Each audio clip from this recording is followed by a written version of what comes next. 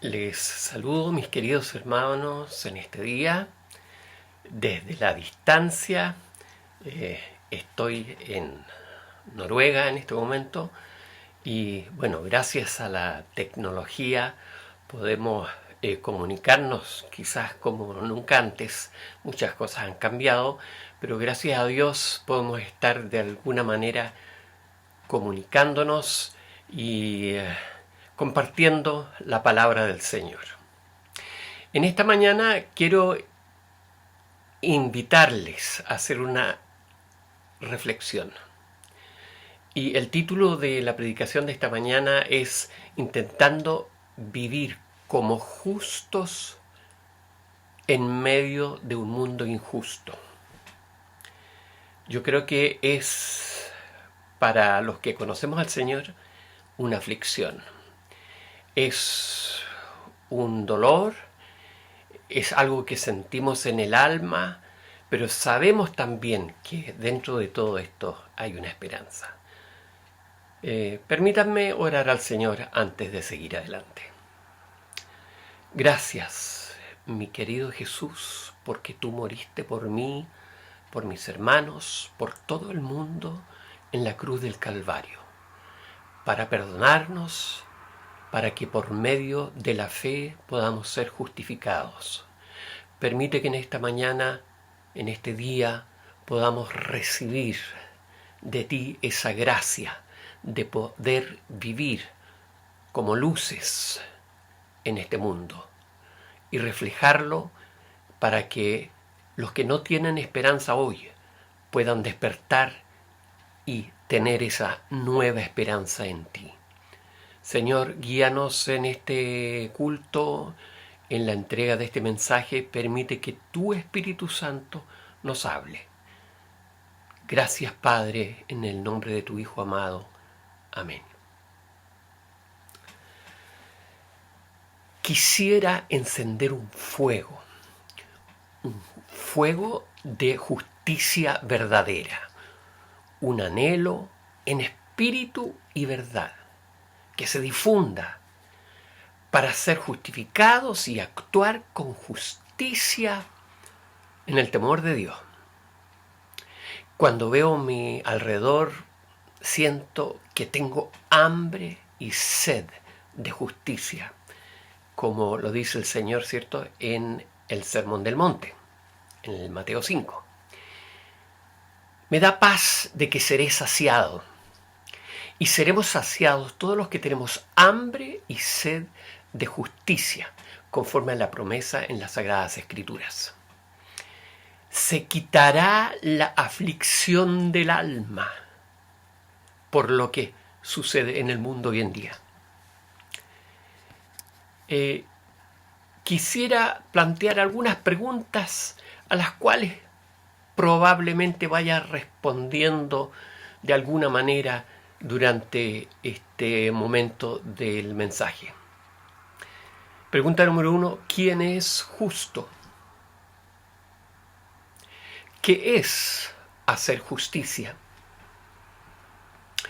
¿Cómo llegamos a ser justos? ¿Qué actitudes podemos tomar para ser justos en un mundo injusto? En Romanos 3, capítulo 10, dice así: como está escrito, no hay justo ni aun uno. Esa es la realidad del ser humano. No hay ningún justo.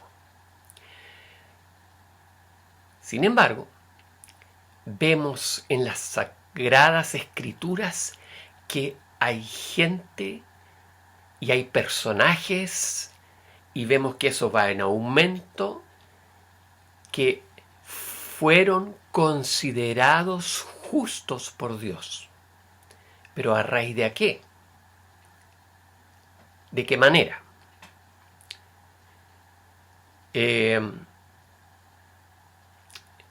Veamos primero la definición de justicia, la que nos entrega la Biblia. Romanos 3 dice así: Esta es la definición bíblica de lo que es ser justo y cómo podemos llegar a ser justos. Dice, pero ahora, Romanos 3:21. Romanos 3:21. Pero ahora, aparte de la ley, se ha manifestado la justicia de Dios, testificada por la ley y por los profetas. La justicia de Dios por medio de la fe en Jesucristo, para todos los que creen en Él, porque no hay diferencia. Por cuanto todos pecaron, están destituidos de la gloria de Dios, pero siendo justificados gratuitamente por su gracia, mediante la redención que es en Cristo Jesús. La justicia de Dios otorga al ser humano el beneficio de volver a la relación, al equilibrio en su relación con Dios por medio de la obra de Jesús en la cruz, dándonos el perdón de los pecados. Cuando Jesús muere en la cruz del Calvario, nos perdona, nos da la posibilidad de ser perdonados, y con eso también, por medio de esa fe, por medio de haber recibido el perdón, somos justificados. Ese es el justo de la Biblia. Ahora tenemos la definición social humana.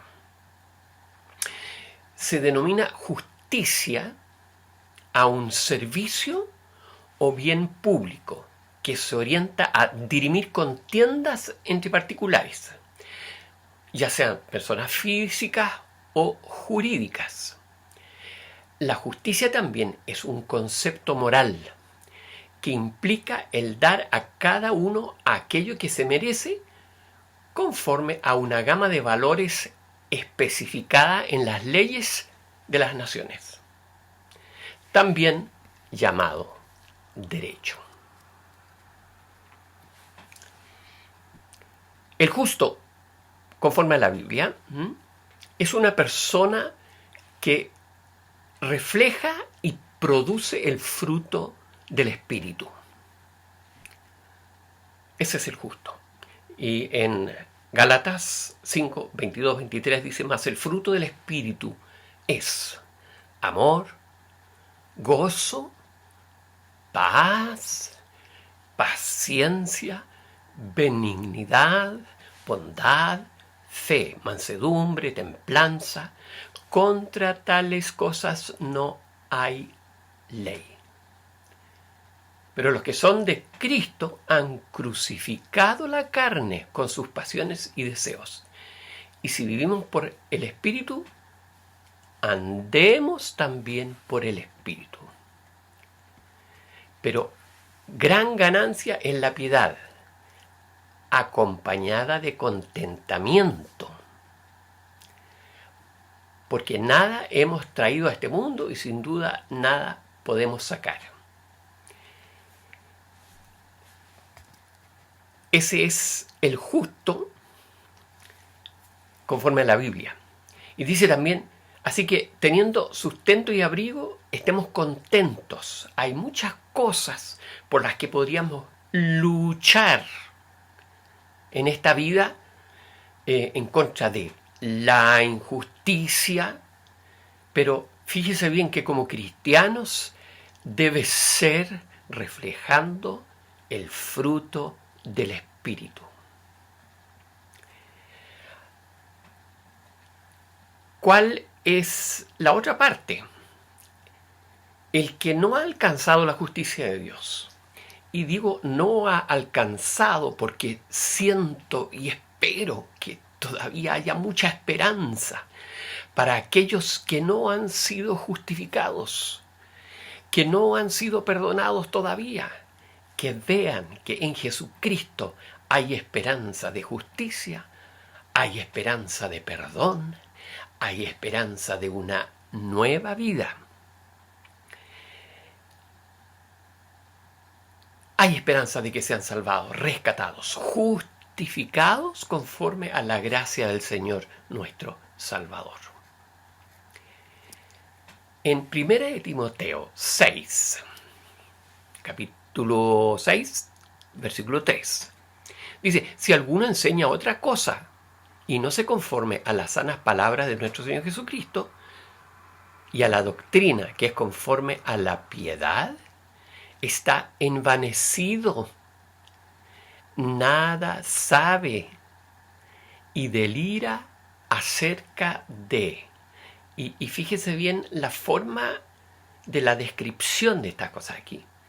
Están envanecidos, nada saben, delira acerca de cuestiones y contiendas de palabras, de las cuales nacen envidias, pleitos, blasfemias, malas sospechas, disputas necias de hombres corruptos de entendimiento y privados de la verdad, que toman la piedad como fuente de ganancia.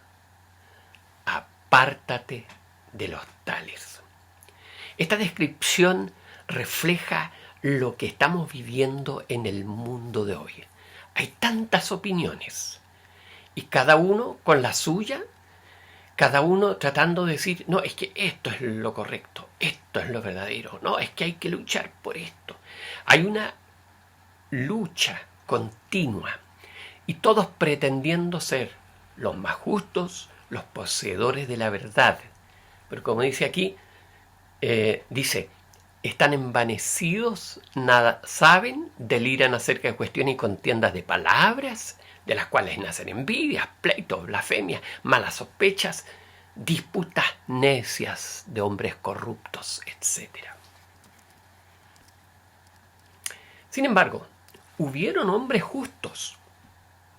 Ya lo decíamos anteriormente, cuando dijimos que no hay justo, ni siquiera uno. Fíjese bien, hay esperanza. Sin embargo, hubieron hombres justos, pero no fueron justos por ellos mismos, por su lucha, sino por su relación con Dios. En Génesis 15, versículo 6, Abraham creyó a Jehová y le fue contado por justicia. En 2 de Pedro 2, 7, vamos a volver a este pasaje un poquito más adelante, pero dice así, y libró el Señor al justo Lot. Y fíjense esta descripción aquí, y quizás muchos se sienten identificados. Dice, abrumado por la nefasta conducta de los malvados. Y dice acerca de Lot, porque este justo que moraba entre ellos afligía cada día su alma justa, viendo y oyendo los hechos inicuos de ellos. Yo creo que aquí tenemos como un espejo de lo que sucede hoy día. No es primera vez en la historia que sucede. El hombre sin Dios es nefasto, hace maldad y tampoco quiere que Dios se entremeta en su propia justicia, sino que se juzgan a sí mismos por medio de sus propios conceptos y valores.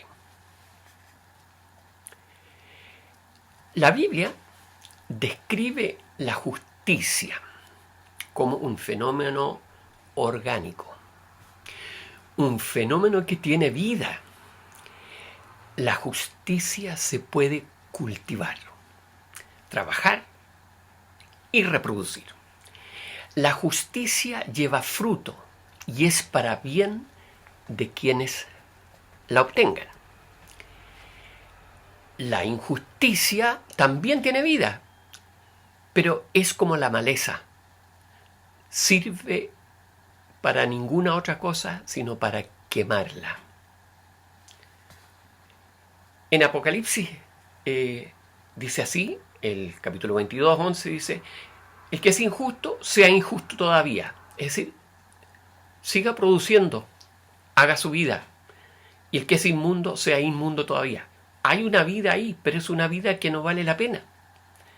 Que es para muerte, es para destrucción, es para que todo termine mal. Pero el justo aquí también hay vida. Es orgánico, tiene fuerza.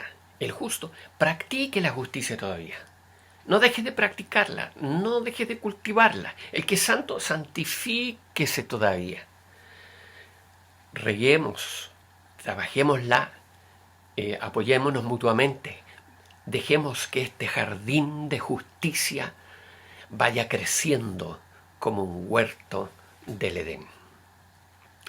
Mateo 13 dice así: vinieron entonces los siervos del padre de familia y le dijeron: Señor, ¿no sembraste buena semilla en tu campo? Entonces, ¿de dónde está la cizaña? Él les dijo: un enemigo ha hecho esto. Y los siervos le dijeron: ¿quieres pues que vayamos y la arranquemos? Él les dijo: no sea que al arrancar la cizaña arranquéis también con ella el trigo.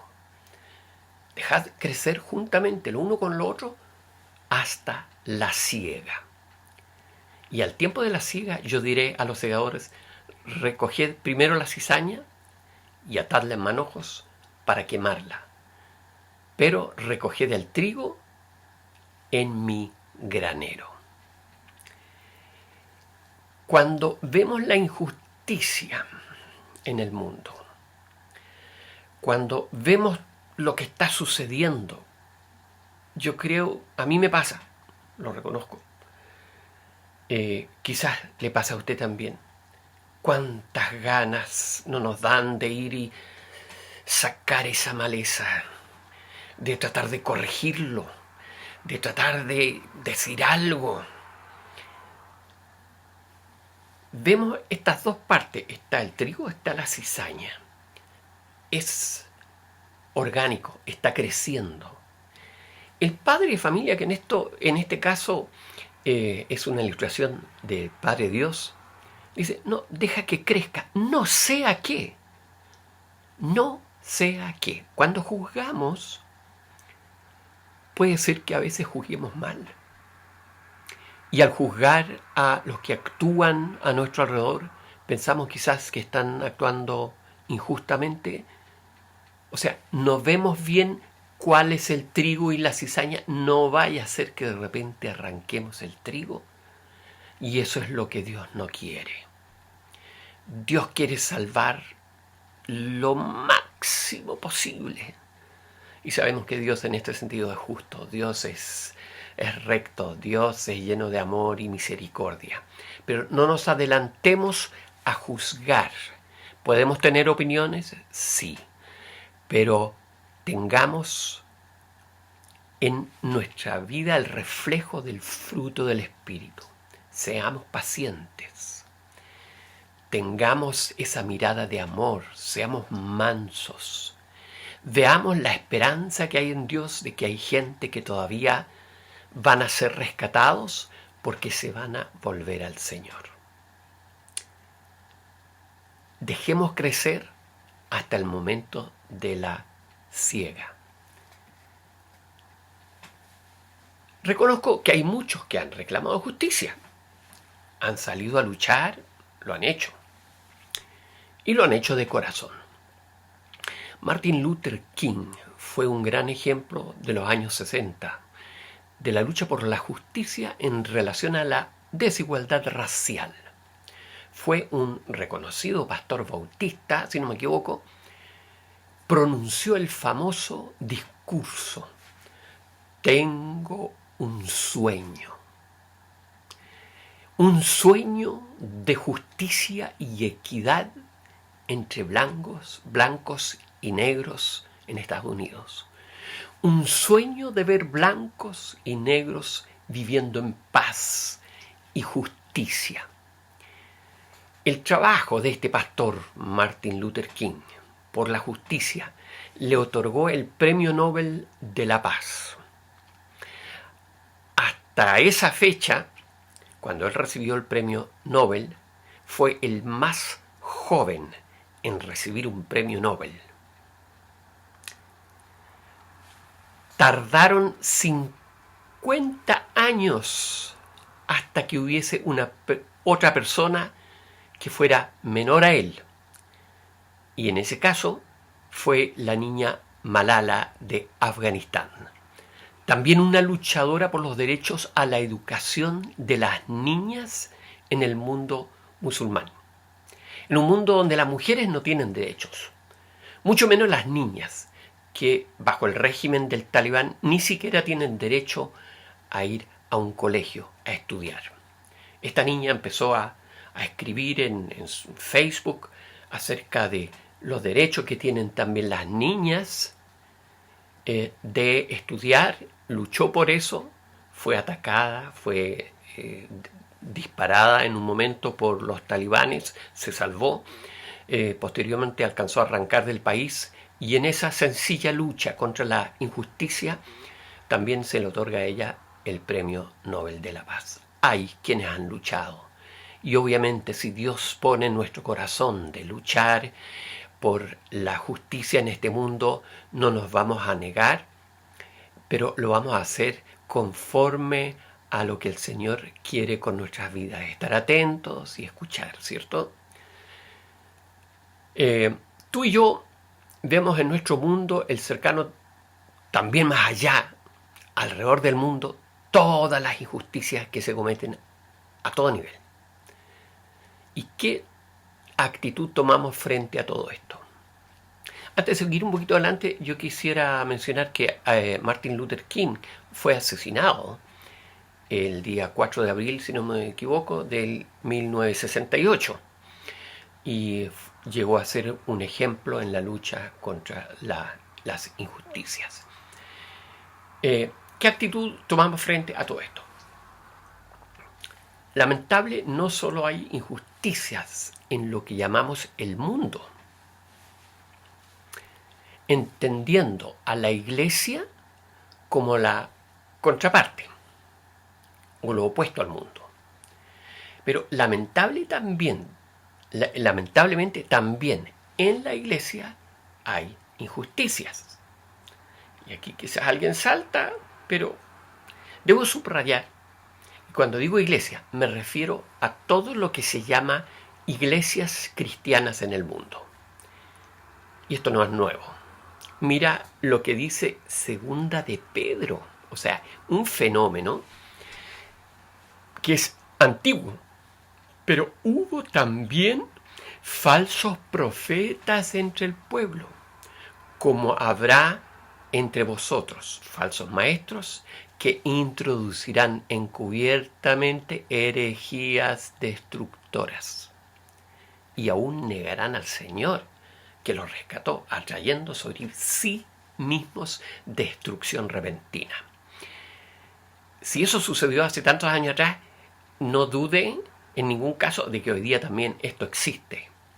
Muchos, sigue diciendo en Pedro, segunda de Pedro 2, muchos seguirán sus disoluciones, por causa de los cuales el camino de la verdad será blasfemado. Y por avaricia harán mercancía de vosotros con palabras fingidas. Sobre los tales, ya de largo tiempo, la condenación no se tarda y su perdición no se duerme, porque si Dios no perdonó a los ángeles que pecaron, sino que arrojándolos al infierno los entregó a prisiones de oscuridad para ser reservados al juicio. Y si no perdonó al mundo antiguo, sino que guardó a Noé, pregonero de justicia, con otras 7 personas trayendo el diluvio sobre el mundo de los impíos, y si condenó por destrucción a las ciudades de Sodoma y Gomorra, reduciéndolas a ceniza y poniéndolas de ejemplo a los que habían de vivir impíamente, pero libró, fíjense, aquí tenemos al justo Lot otra vez, y libró al justo Lot, abrumado por la nefasta conducta de los malvados. Porque este justo, que moraba entre ellos, afligía cada día su alma, viendo y oyendo los hechos inicuos de ellos.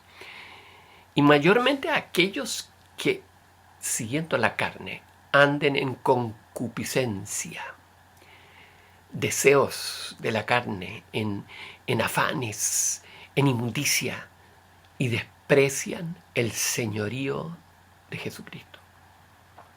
Atrevidos y contumaces, no temen decir mal de las potestades superiores, mientras que los ángeles, que son mayores en fuerza, en potencia, no pronuncian juicio de maldición contra ellas delante del Señor. Pero estos hablando mal de cosas que no entienden, como animales irracionales nacidos para presa y destrucción, perecerán en su propia perdición, recibiendo el galardón de su justicia, ya que tienen por delicia el gozar de los deleites cada día. Estos son inmundicias y manchas, quienes aun mientras comen con vosotros se recrean en sus errores. Tienen los ojos llenos de adulterio, no se sacian de pecar, seducen a las almas inconstantes, tienen el corazón habituado a la codicia y son hijos de maldición. Han dejado el camino recto, se han extraviado siguiendo el camino de Balaam, hijo de Beor, el cual amó el premio de la maldad. Es interesante ver cómo hace tanto tiempo Pedro escribe y describe una situación que es muy parecida a lo que estamos viviendo hoy. Hay muchas enseñanzas en la iglesia que se alejan mucho de lo que debemos enseñar. Me refiero a los que predican la prosperidad como un don de Dios por el Espíritu Santo. Y lo que más hacen es pedir dinero, ocultando sus mentiras tras verdades de la Biblia. Pero se ve claramente que se enriquecen a sí mismos. Y hoy hay una ola de mensajes en medios sociales contra los pastores que le sacan la plata a la gente con engaños y con suspicacia invitan a la gente a dar dinero. No quiero decir con esto que no debamos ofrendar para la obra del Señor. No digo que no debamos entregar el diezmo que le pertenece al Señor. Pero, de alguna manera, esto refleja que esto venía de mucho antes. Es decir, no es una cosa que resultó tan terrible en estos tiempos, sino que siempre el hombre, cuando pierde su norte, pierde la meta, se enreda en cualquier cosa. Bueno, también hay los que hablan en el nombre del Señor y el Señor nunca les habló. Escuché a un llamado apóstol interesado en el fútbol, diciendo que en uno de los campeonatos Argentina iba a ganar. El Señor se lo había dicho, según él. Resultado, Argentina perdió. Primero, el Señor no nos ha mandado a predicar acerca del fútbol u otras cosas irrelevantes. Segundo, hablar así es usar el nombre de Dios en vano y es una transgresión a uno de los primeros mandamientos. Es además mentir. En algunas de las cartas a las 7 iglesias del Apocalipsis dice: el que tenga oídos para oír, oiga. Debemos aprender a discernir. Debemos ejercitar la forma en que pensamos en justicia. Y esa justicia que es la verdadera justicia, la que proviene del Señor, la que recibimos por gracia y no por nuestras propias fuerzas.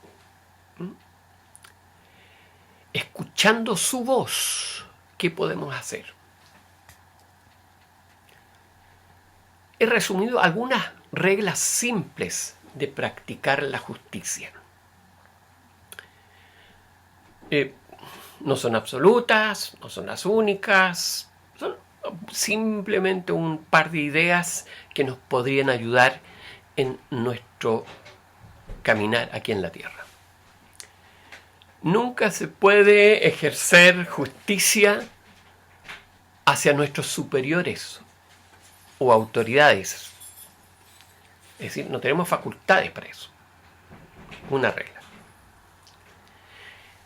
Segundo, no se puede reclamar o exigir a toda costa la justicia.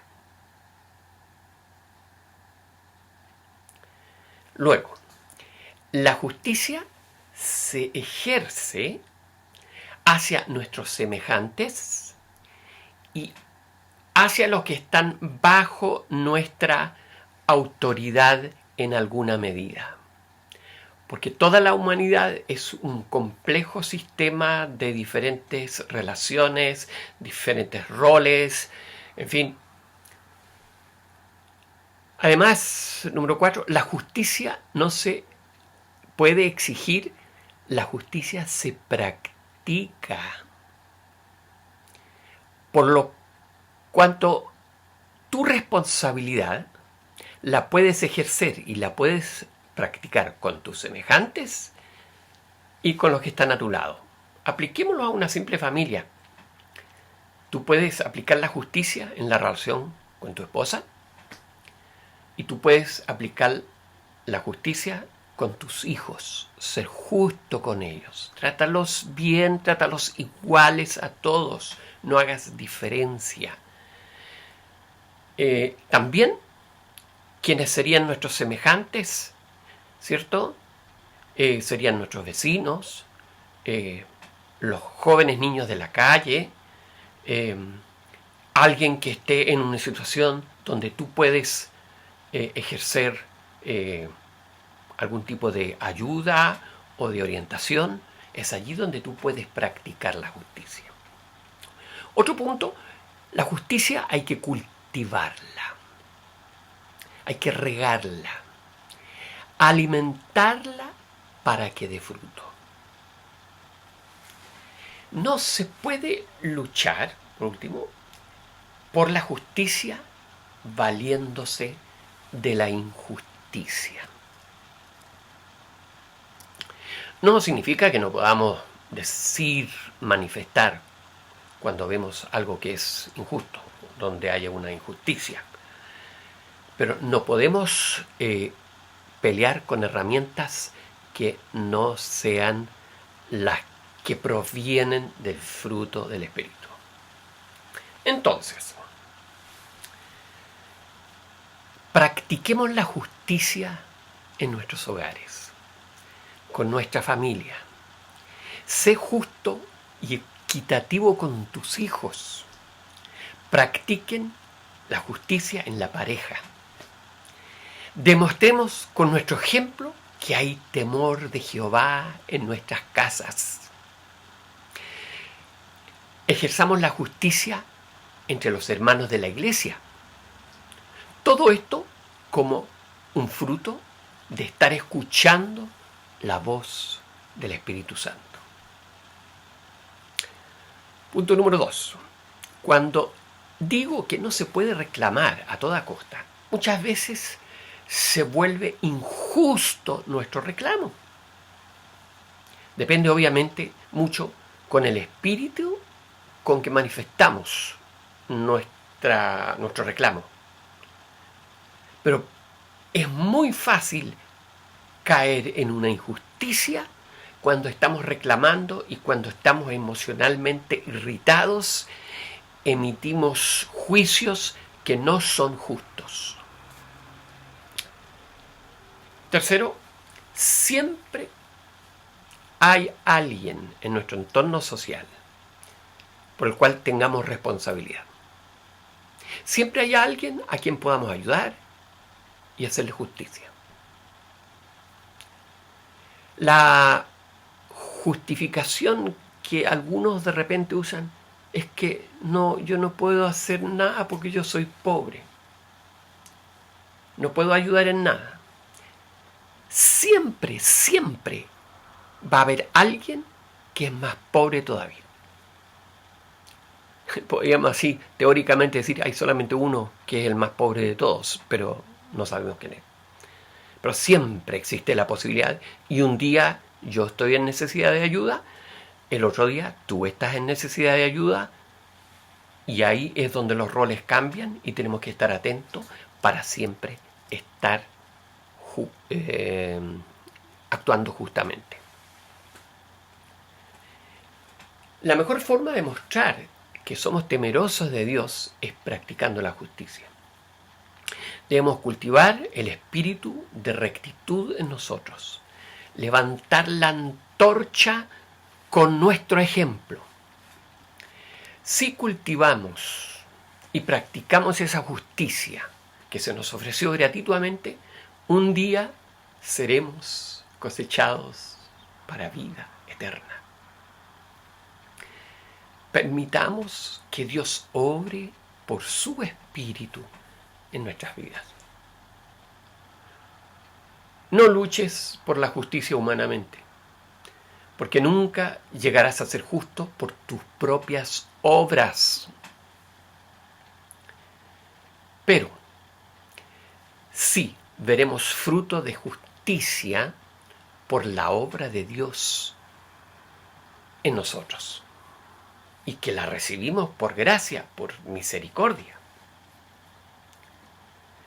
Santiago, capítulo 3, versículo 17, dice: pero la sabiduría que es de lo alto es primeramente pura, después pacífica, amable, benigna, llena de misericordia y de buenos frutos, sin incertidumbre ni hipocresía.